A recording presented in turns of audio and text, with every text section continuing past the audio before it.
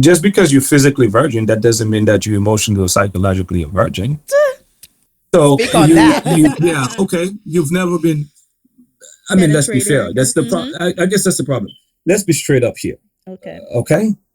Just because you've never get laid doesn't mean that you don't at times imagine or fantasize about getting laid or getting kissed.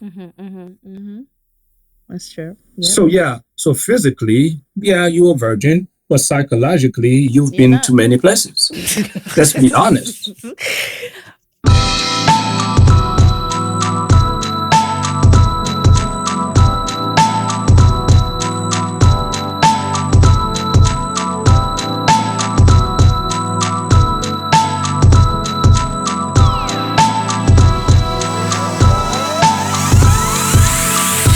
Hey guys, welcome back to another episode of the Mind Your Wellness podcast. And you know me already, Obel, and I have Patricia with us. Well, Yes. I never let you introduce yourself. That's okay. That's okay. I'm used to it. Oh man, but we are That's not good. we are so excited because as you can hear, we have a guest with us, and like I always say, he's very special to us too. And I think all of our guests are special because I think they all bring their unique perspective when it comes to wellness. And this one for me is going to be, I think it's going to be very edifying and very useful to some of us out here who are really just struggling in overall mental health and emotional wellness as well as sexual wellness. That's right. And so we are excited to have us none other than Dr. JC. And he's a psychotherapist, and I know he has many other titles, and I will allow him to introduce himself to us and tell us more about him and his background. And Dr. JC, thank you so much for being here. Yes, thank you for Thank you for having me. It's a pleasure to be here. It's always a pleasure to get together, to have great conversations. Looking forward to the talk. It's should be good. I'm looking forward to it. Yes, of course. Well, just tell us a little bit about yourself as a psychotherapist. And I know you also, there's the title of sexologist, but you don't want to be confined too much to that. But tell the public exactly what you do. Well, I never like too many titles because I think as Haitians, we are too title driven. So I try to not be boxed in any circles, but for the purpose of self-identification, I understand that it is necessary. I am Dr. Jesse Belizaire. I reside in the state of Florida. I completed my undergraduate work in psychology at the Florida State University in Tallahassee. I did my graduate studies at Nova Southeastern University down here in the South Florida area. I have been licensed in the state of Florida to practice psychotherapy for the past 12 years, I would say. I'm also a specialist in sex therapy. I am a qualified supervisor here in the state of Florida, meaning that we supervise interns who have completed the academic portion of their work, now getting ready to become licensed clinicians. We provide the supervision as well. And I'm also an addiction professional here in the state of Florida. So licensed by the state of Florida and the state of Nevada to treat and diagnose all type of mental health disorders. I really care a lot about mental wellness. I know a lot of emphasis have been placed in mental illness. I think mental wellness is important, especially when it comes to the African tribe. And when I refer to the African tribe, I speak of anyone from the island of Haiti, Jamaica, our mainland in Africa. So that's why when I talked about the tribe, I referred to that group of individuals. So obviously sex, it's like, I think it's David that says, I'm very happy when they tell me to go to the house of the Lord. I am always excited when I can meet with anyone to talk about sex. It's one of the greatest topics ever.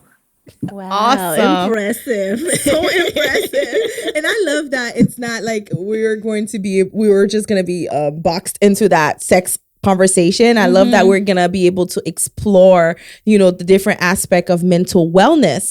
And it's funny because when I met Dr. JC, you participated in another show that I watched and I really loved, and it was in our language, Creole, and he had a lot of great things to say about sex and the things that we don't know, and helping our people. And I feel like, oh my goodness, like we need to have him on. I remember that because I was a viewer. I was in the Why chat. were you watching? You shouldn't be watching that show. That should be against your religion, right? Because your religion tells you what you should or should not do. We're going Don't to get me address started. that. We're going to address that later, Doc. That's why we're here. We're going to address that later because we're sick of this. Yep. We're just sick of this. Now, I did promise you I was going to behave. So let me get back to no, you don't have to. We're allowed to be free when we're here because this is just a conversation that I think is going to help and benefit a lot of people. But before we get and dive into all those important topics, we do have a little game that we like to play with our guests, and we just do the this or that. Basically where you just picking between, two items, which one you rather have. And I always tell people, don't tell me both. If they put a gun on your head right now, which one would you pick? Okay. Because some people just want to have it all. There's nothing wrong with Patricia. Okay, let's stop. We're kidding. All right. So we're going to do just this and that. With you, Dr. JC. We already answered some of those questions before, but we're going to go with, actually, there's some new ones so we can answer as well. All right. So coffee or tea? Why must I choose? Oh my God. I'll pick one. That's how I always answer. I mean, the thing is, we are humans. That means we have endless possibilities. So the minute that you're asking me to choose, you're asking me to end my possibilities, and I feel like that will be a disservice to the human nature. Oh wow! So you don't want to pick one. We have endless possibilities. So do you drink any? Do you drink coffee and tea? I drank tea during COVID because I do believe that the remedies actually work. Okay. But I am not religiously a tea drinker, if that makes sense. Coffee, I don't understand why people drink it. Oh, that's good. So that you're neither then. Okay. Oh, yes. Basically, he's neutral. He doesn't really drink one. So good. That's good to know. Summer or winter? I like the summer being in the state of Florida. I love to smell the heat. So summer is the best time. That's different. That he said he loves smelling the heat. Wow. Yes. You would think somebody say, I like the feeling, I love being warm, but he's like, I love to smell the heat. That's cool. There's that dirt. You feel the dirt, the smell of the dirt coming up. It's a beautiful smell. Yeah. But at the same time, and not to be philosophical, I'm trying to play along with you, but we need to understand, I look at life as complementary, meaning that it's not contradictory, meaning that the summer complement the winter, the cold complement the hot. We need it to see the beauty of life. So okay. I was looking for the name. Petrichor is the name of earth. It's mostly, and there is another smell like when it rains. Yes, it's very hot. Yes, and then you smell the earth. I love that one. Petrichor is the name. Yep. I love yes, it. There's it's very beautiful. It's like there's that feeling as well in Haiti. I don't know if you when they used to, I was in. When coffee on Saturday, I think Saturday afternoon, when they are doing coffee, there's the smell of that coffee. It's just kind of all over the town. That anybody who works in the neighborhood, you can smell that someone is making coffee. There's a way of making coffee. That is so but true. I'm a country boy as well, so that's the. They used to grind it in the big pilon. Yes. There you go. Man, I miss my country. We have the best stuff. Do you consider yourself an introvert or extrovert? I have an altered ego. My altered ego is very introvert, but Jason Belizaire is not. Wow. You're very intriguing, Dr. J. Yep. Okay. Do you prefer texting people or calling them? I think it's just text. I'm very bad at responding, as you might know. I think it's too much to call sometimes. Texting is better for me. Texting. But it's delayed. Okay. Okay. And as I can only imagine this one, but rainy day or sunny day? Life is beautiful. It's complementary. I find beauty in the when it's raining, and I find beauty when it's not. Uh, I love life. Love it. You know something? I hope after this round that you now start accepting me when you ask me to choose things.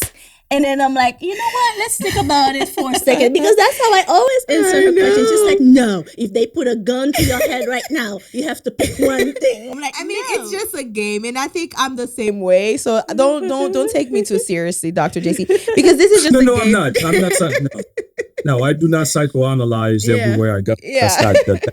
It's But just I it's think just a I- game, but it's good just to get to know the person, and by you just doing that and answering the way that you did too, our audience just got to know you a little bit as well. Yeah, that's So right. we're gonna just dive into the questions, and we're really firm believers that information is very essential for people, for the public, and the more you kind of put yourself in a position to learn and just be a sponge, you can improve your life in all aspects. And so we want to ask you this question, Dr. JC, like what is when it comes to mental wellness, and overall mental wellness, what is that to you? Well, it's to be in a state of mind where you can appreciate life for its beauty. And like I was saying earlier, not to confine yourself to life is only beautiful if I am here, or life can only be great if I am there. So it's to be open to the possibilities of life and be able to enjoy what life has to offer. It's the absence of mental illness. It is for that to happen. It's a multidimensional thing. You have to be physically well. If you're a spiritual person, you have to be spiritually well. So it is a multidimensional thing that's going to lead you to look at life and say, LG, life is good. I love that. I do. I love that. Yeah. You know what? Now that we're talking about mental wellness, so now how would you apply that same definition to sexual wellness? Or do you think there is another layer to that? Well, the sexual wellness fall under part of your mental wellness if sex is important to you. The idea of sexual wellness is to have the physical ability, the emotional ability, the desire, and all this thing to perform your own sexuality. So in other words, if I have sexual desire, but I am physically unable to, for whatever reasons, to perform that sexual desire, then I am not sexually well. Because I am suffering the inability to perform something that I desire. So the idea of sexual wellness goes back to the ability, physical ability, emotional ability, spiritual ability to be in a place to perform what you want to do sexually. Nice. And do you feel like now that we can keep it a little bit more general when it comes to mental health, as well as we can tie it with sexual wellness, do you think that sometimes people are mentally not well and they don't realize the impact it has on their sex lives? And how can they identify that? Because sometimes we're not well and we just think, oh yeah, I'm just that way, but we don't really learn ourselves and why we behave the way that we behave when it comes to whatever aspect it is in our lives, especially in obviously in our sex lives. Well, your sexual wellness is not going to solve your mental problems. You could be mentally deficient, if you want to use that word, or mentally unwell, but you're having a lot of sex. Okay. Okay. So really right now, for you to be mentally well, you need to ask yourself, what do I want? What works for me? Because we have to understand that mental wellness is not a one size fits all. So the individual must be able to look at themselves in the mirror and ask themselves, what exactly do I want in order for me to be at the place that I want to be mentally. And then after I get there, then I accumulate other things to make me to embellish that mental wellness, if that makes any sense. But if you think that you're not mentally well, you're just gonna set yourself up to be mentally well. I mean, the devil is a liar. It does not work that way. Um, as a matter of fact, if you are so sexually driven, that could be an indication of your lack of mental wellness because you're searching for something that's probably not there, and you think that sex is what's going to give it to you, and you keep on searching, you never find it. Then you become empty. So I think the idea of sex, especially in our society, I think it's very misunderstood at times. It's purposely done that way because it's anything that can bring money in our society. It's a big deal. So the idea of sex is commercialized, and that kind of make it a very unhealthy concept at times, because as long as we can get the money out of it, then that's all that matters. So I think we need to strive to be mentally well. Then once we are mentally well, we will be able to realize what is missing, then we're going to continue to add what is the missing component, if that makes any sense. It does. It does. I'm thinking about when you said that it is commercialized, I'm thinking about like the question of nudity, how you're seeing a lot of people on your social media now. It's just like, you see nakedness, really soft porn. Do you feel like that's No, kind I of... don't. I don't. Well, yeah, not you especially. Some people no, have no choice, browsing and then seeing the You post. trying to accuse me? You're trying to accuse me of things that I have not done. So I will plead the fifth.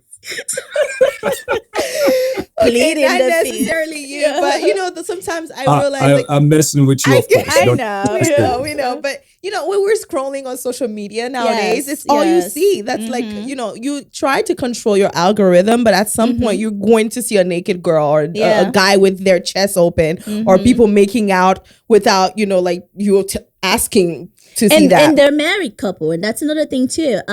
I think we can go into like the topic of voyeurism, where that's like a category in porn, right? But when we on social media and then we go, I mean, not the whole thing. I'll ask you for the definition. These are, these are some very interesting topics that we can sit here from January 1st to December 31st and have conversations about just one of these questions you guys are asking. Let's go back to the idea of porn. What is porn? The question can easily be asked. Right. What is porn? Is it someone who is naked? Or is it anything that is lead me to sexual arousal? So now I guess the definition that if we want to have a working definition, when you're referring to porn, is that someone who's naked. Well, what if the naked person does not lead me to be horny or to have but for, I guess everyday definition of porn is a naked person or the genitals are showing or whatever the case might be. That's our working definition. But we must understand porn can go beyond just the genitals being exposed. It could be just, if I like your arm could be pornographic to me. That's why they have the foot the fetish foot. What now. what is the app everybody's using? Fin Club or what is it? OnlyFans. OnlyFans. I don't know. OnlyFans, and people are just showing their feet and making money. Now, do you think that kind of desensitize some people when it comes to intimacy? Well, we must not equate intimacy with sex. I can have sex with you, but I'm not intimate with you. That is very true. So does porn lead to a sense of, does it reduce intimacy between couples? Sex is one thing that is specific to one individual to another. So you might have one couple that the exposure to pornographic content led to a less desire. You might find another one that that exposure just led them to a higher drive. So what is important is that we must not create a situation where we apply a one size fit all for sexual behaviors. So, and that's the danger of addressing sexual topics. It is so specifically tailored toward that specific individual that no two individuals, you might be surprised to see no two couples are the same. That's something we call the sexual template. Basically, is the things that turn you on, the things that make you want to have sex. And this thing vary from one individual to another. Now, porn, for some people, it encourages the sexual life of their relationship. I have couples who watch porn together, and because it helps them get into a very good sexual session. I have other couples who just don't like it. I have couples who don't like to see the full naked body, but they want to see part of it. So does it? It does for some, but for others, it is what they want. It's just what the doctor prescribes. But I have a question. I have a follow up to that. There is this general assumption that porn actually kind of just affect our expectation of a partner. Like, let's just say, for example, okay, I don't know what I like yet, since you say it's individualized, and we just watching porn, and then I see this person is doing this position, and then now I want my partner to try this position with me. Yes. Do you find that this is the general idea? Yes. Can we say that negatively? That is true. I agree with you 100%. Sex is not what you see at Hollywood. Hollywood lies.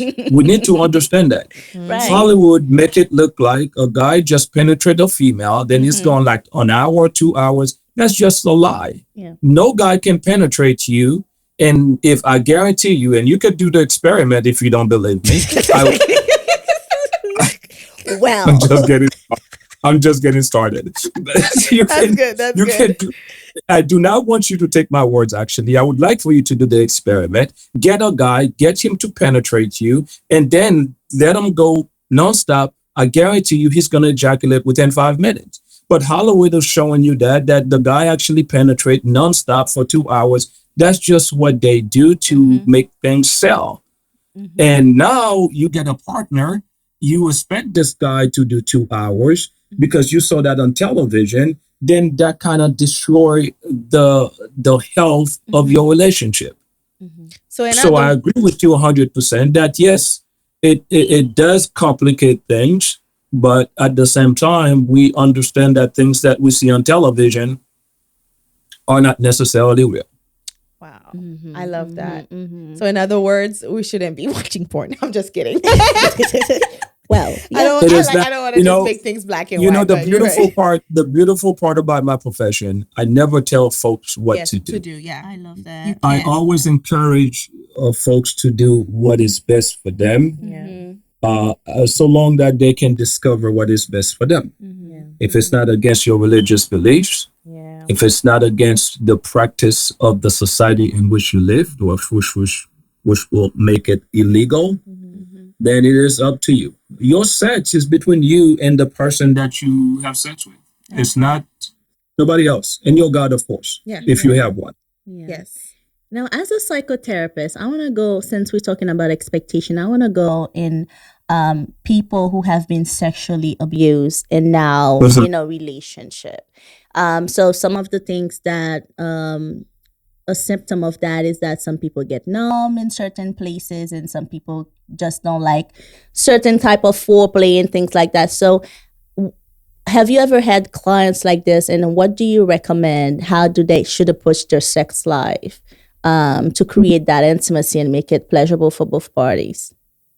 Well, although I tend not to make recommendations without saying things specifically, but in a general case, what is important is for the partner who was not the victim of the abuse to try to understand where that person is coming from.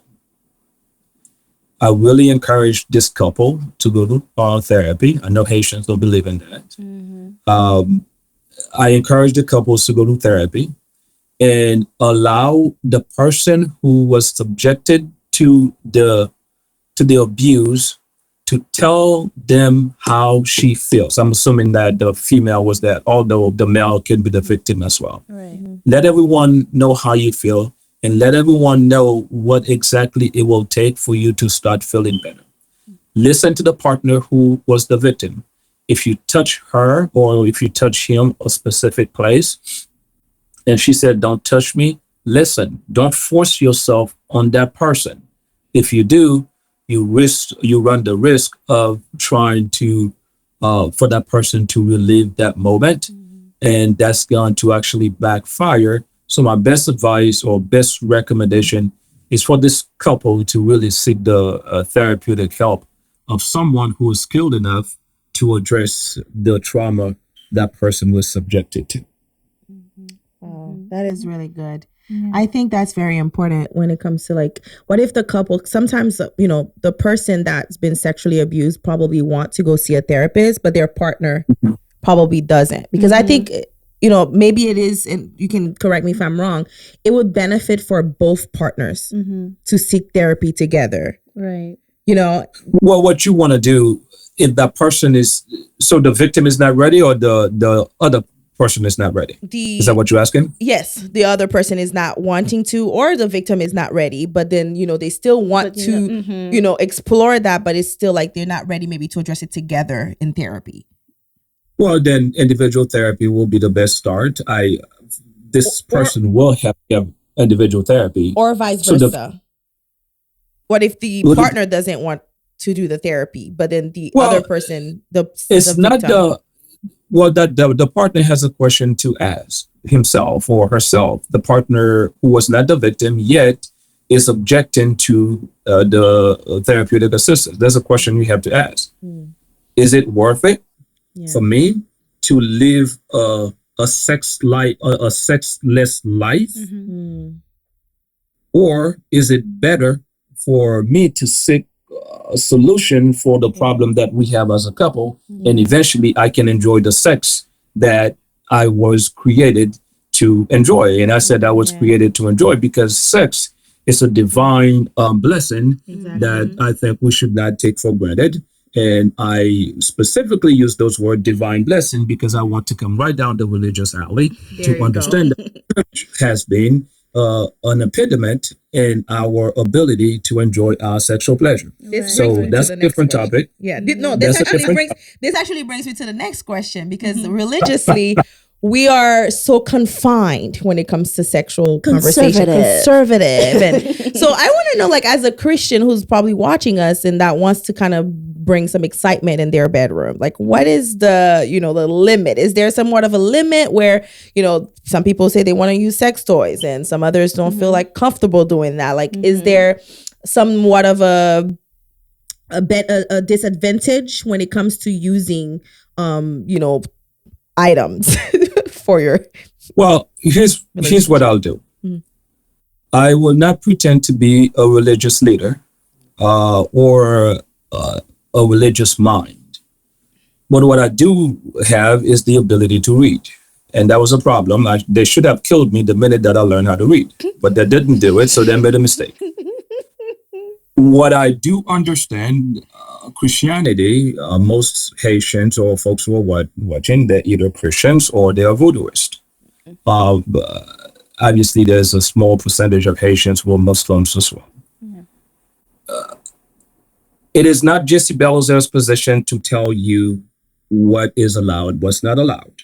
Right. What you ought to do is to separate tradition from spirituality. There's a lot of things that you are told not to do. It's your tradition that's telling you, someone who just doesn't like it for themselves, and they feel like they should impose that on everybody else. Whereas when you actually consult the spiritual book or the religious book that you use, the religious book make no mention of those things. So I think for Christianity, the constitution for Christianity should be the Bible, as I understand it. What the person ought to do is to consult the constitution for your religion, which is the Bible, and ask yourself, does the Bible say anything about me using sex toys? If the answer is no, like Johnny Cochran, if it don't fit, you must acquit. It's not what Jesse Belizaire is saying. Who the heck am I to dictate what someone should do in their religion? Right. But what is important is, what does my Bible say? What does the Quran say? What does the voodoo, what's the book that they use? What does it say about sex? Whatever practice that you have. I love that. So in other words, like, we should consult, God, and we should consult, our Bible, if, to kind of to know whether or not we're comfortable with the exploring. Well, there's a good chance that you're not going to be comfortable. If you have been told that to do something for the past 10 years, there's a good chance when you do it, you're not going to be comfortable with it. That's just psychology 101. Right. In other words, if I tell you that it's bad to eat rice for the past 10 years, and then you really want to eat rice, the first time you eat rice, you're going to feel so guilty about it. Right. You're going to be looking all over saying that, am I going to die? Then the second time you eat rice again, less fear than until you eat rice every day. Then you go like, man, I'm okay. Rice is not going to kill me. So we need to understand we need to understand that religion is also part of psychology. There's a good interaction between religion and psychology. And it's possible that you're going to feel guilty because you've been told not to do it. But the question you must ask yourself, if you, my God, have not told me not to do it, why do I have this guilt? And then, though, what I understand about the idea of the psychology of spirit, if there's any confusion within yourself, the spirit within you will settle the score. I like that. Hello, wellness enthusiast. If you are on the lookout for a holistic company offering natural remedies and skincare products with pure ingredients, your search ends here. Green Olive Tree Outreach was founded with a mission to address community respiratory needs. Recognizing the importance of skincare, they've crafted exceptional skin-loving soaps using locally sourced whole plants like Cerville, orange, grapefruits, and mangoes. They offer skin-conscious soaps with natural ingredients like coconut oil, olive oil, shea butter, and clays. These soaps are specifically formulated to help nourish the skin, exfoliate dead skin cells, promote new cell growth, and stimulate white blood cells for skin restoration. These bars penetrate the skin rapidly, offering pain relief, inflammation soothing, and balanced whole oil production. Great options for both men and women. But that is not all. GoTo has something special for our little ones, the Tender Care Baby Soap. Perfect for babies, of course, and people with super sensitive skin. And to our listeners and viewers, Green Olive Tree Outreach is excited to offer an exclusive discount. So use our code #wellness for a fantastic 12% off of your first purchase at gotobotanical.shop. So that's again, #wellness for a 12% off at gotobotanical.shop. Elevate your self-care journey with GoTo. Your well-being is a journey, and we are here to walk it with you. I like love that. You know something? I want to go into something deeper. We're talking about sex now. You're asking to go deeper. Now, that's never, that is always, the men don't want to hear that, because as you ask to go deeper, he's telling you got it all, but you ask him for deeper.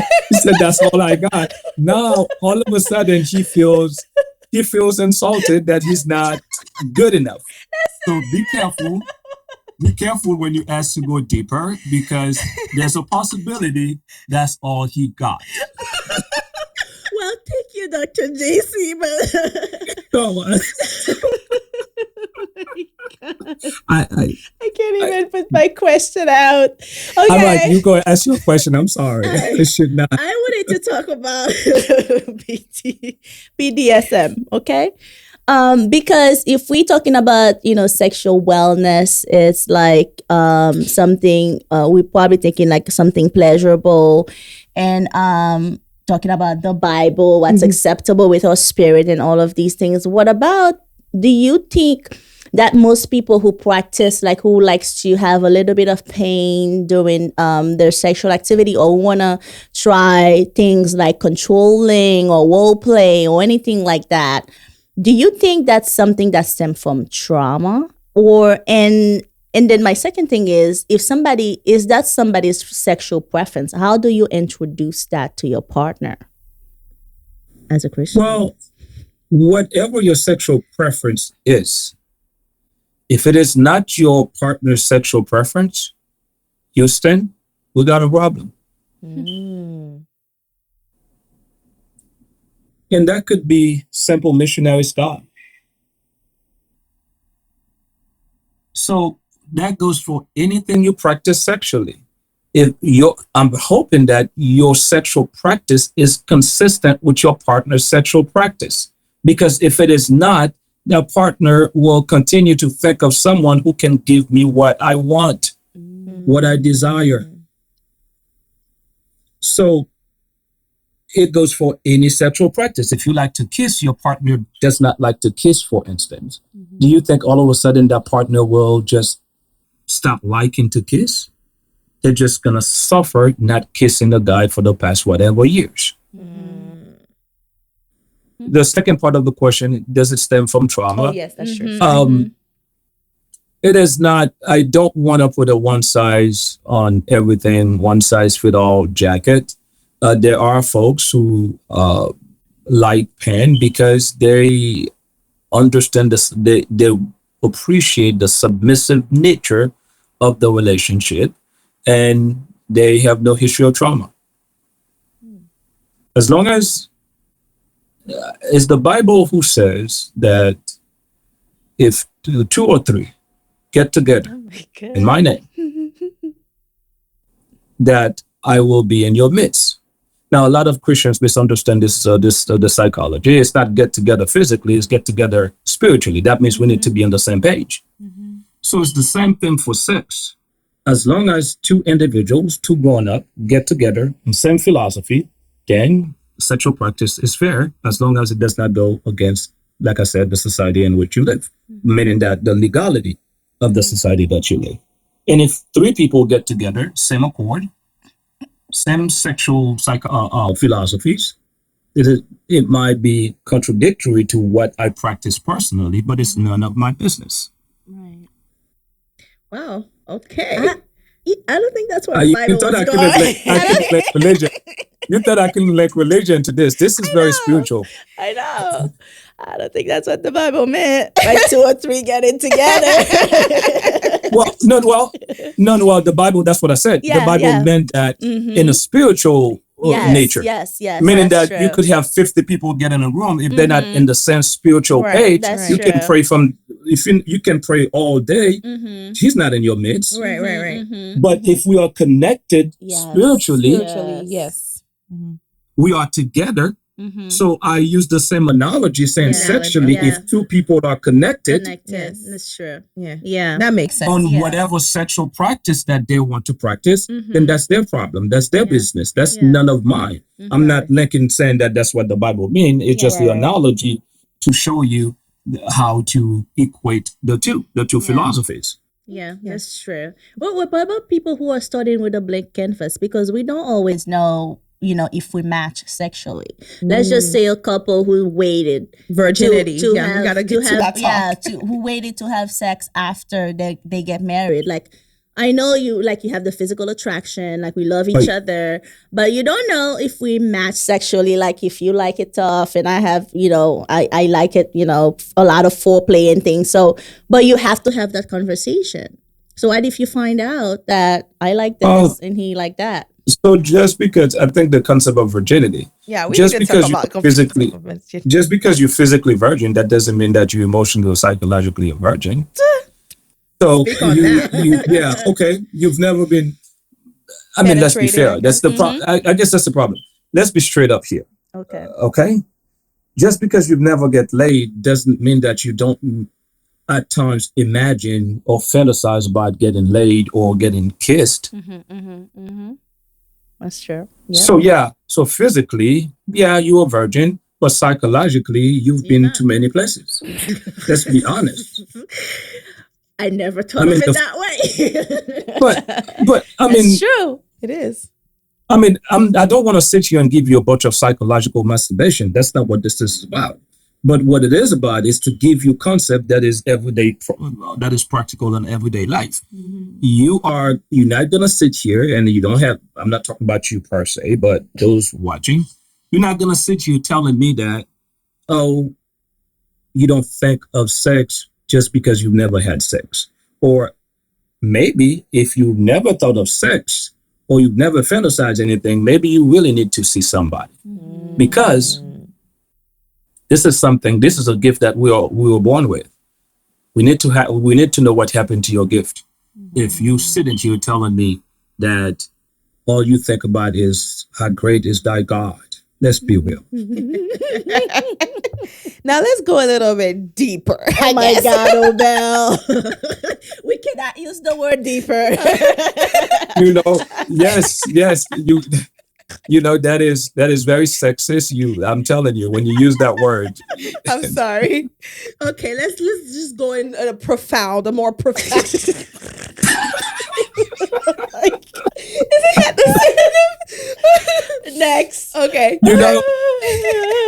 But here's the thing, guys.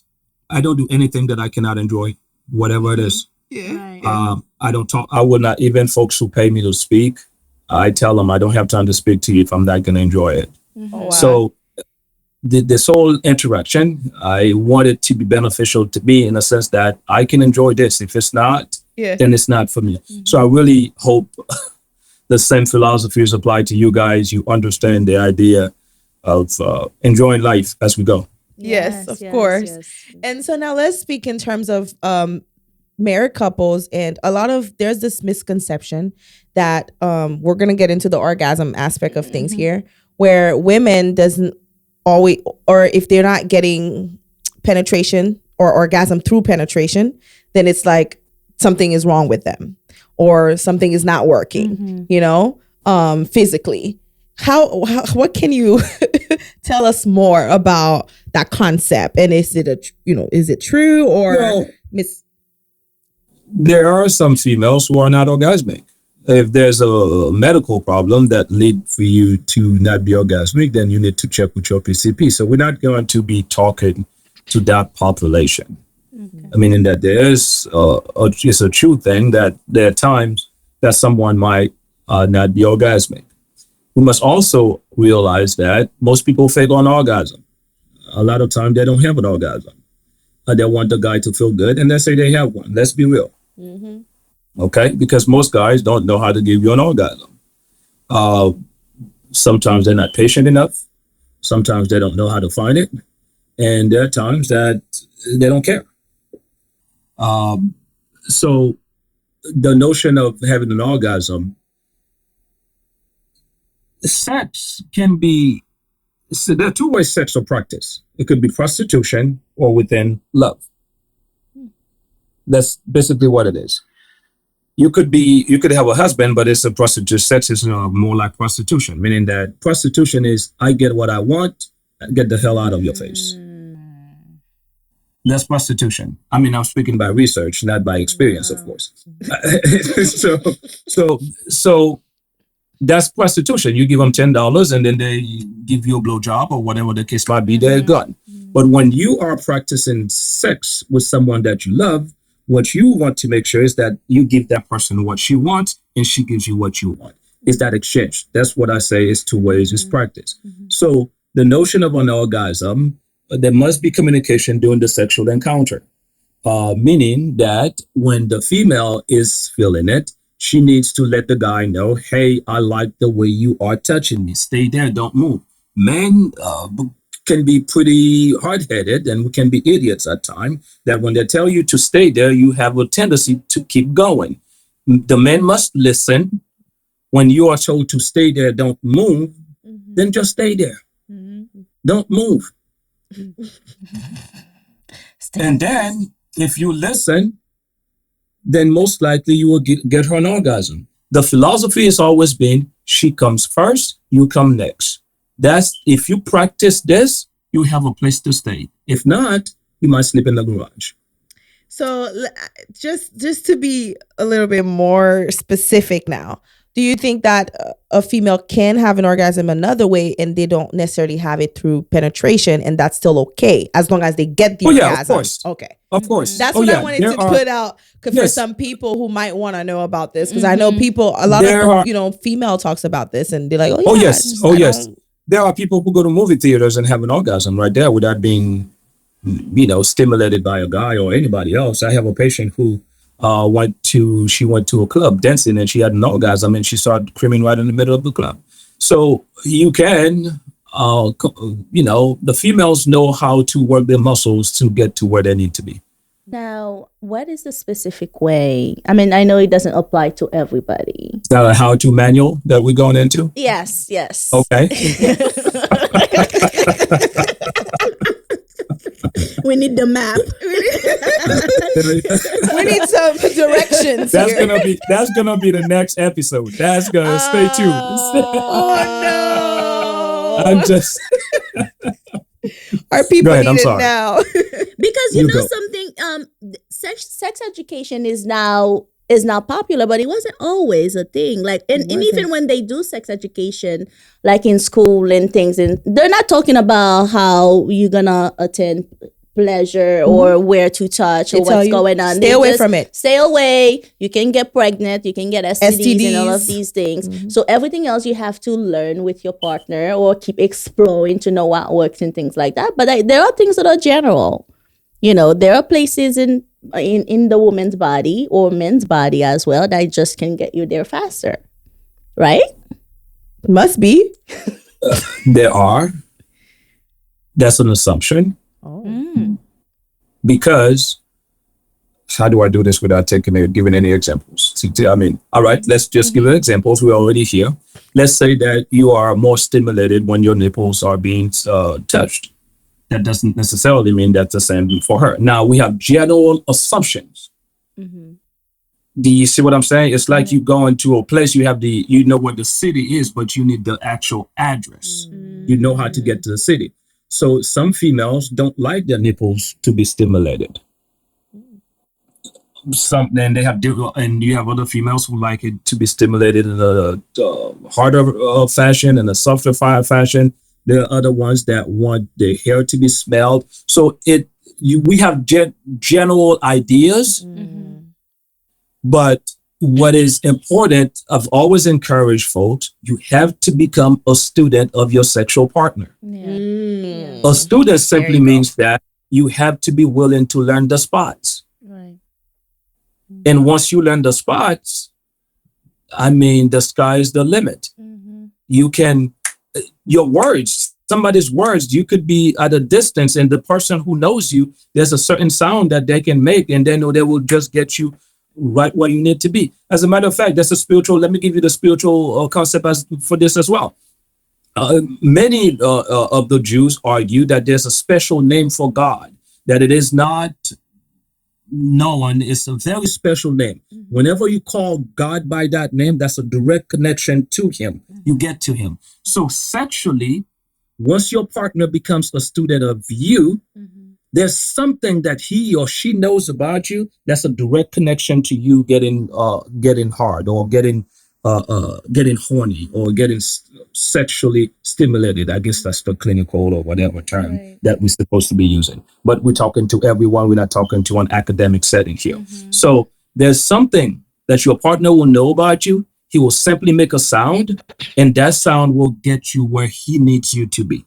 Or he will look at you a certain way that will get you there.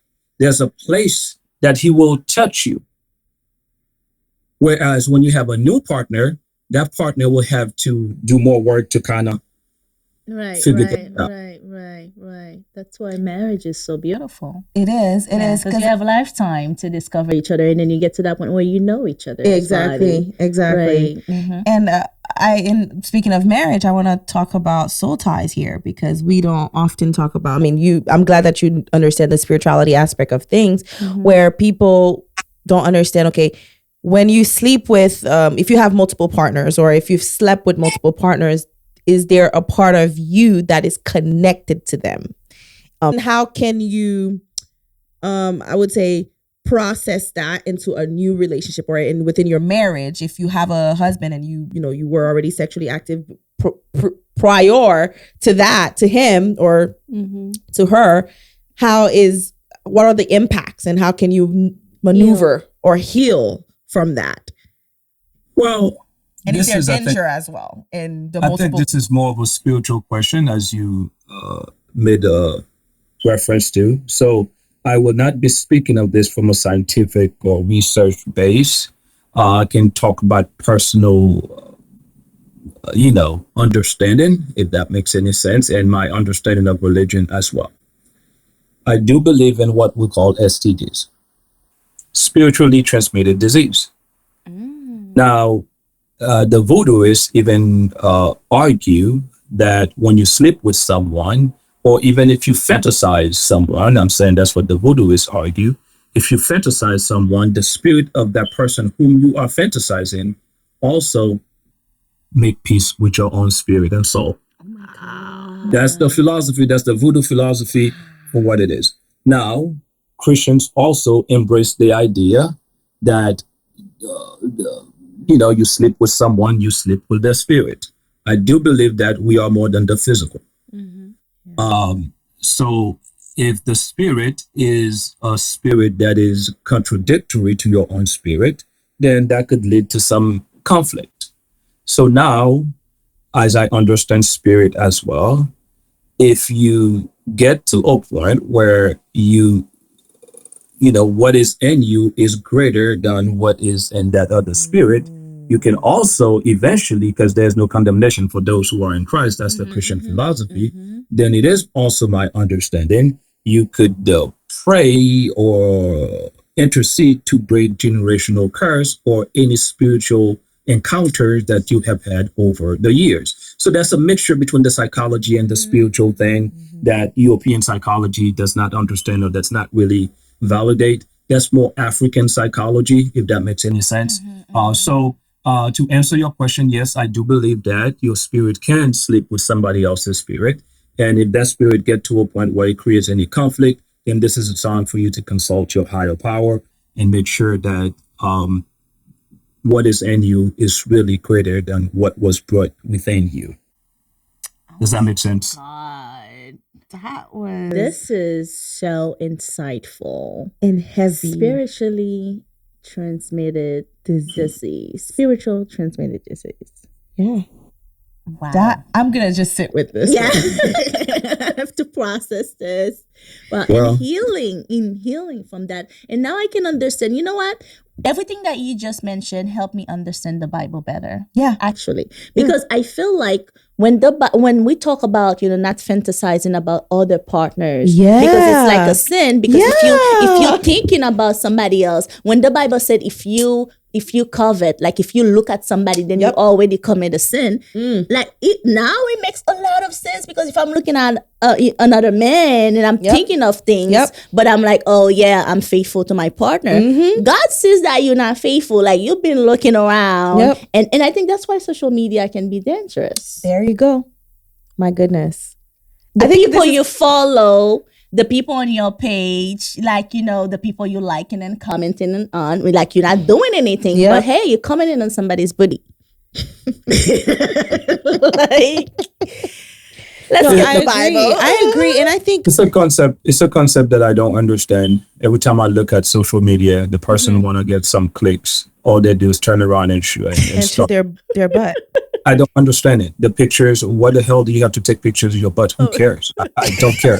Obviously, everybody else does. Well, but of course, I know I'm not the brightest, but who cares? No, psychologically, I think that's just the way our generation is moving, because it's like psychologically, I think there's going to be, I think later on, I don't know if you already know about this, but maybe there is some studies that's saying that social media is going to be some new type of psychological addiction. They already in some places, and I think you probably already have heard about it as a psychotherapist. I'm a social worker, where they call it social media. Yeah, they have another name for it, where they're actually putting it in the DSM as like as like a diagnosis.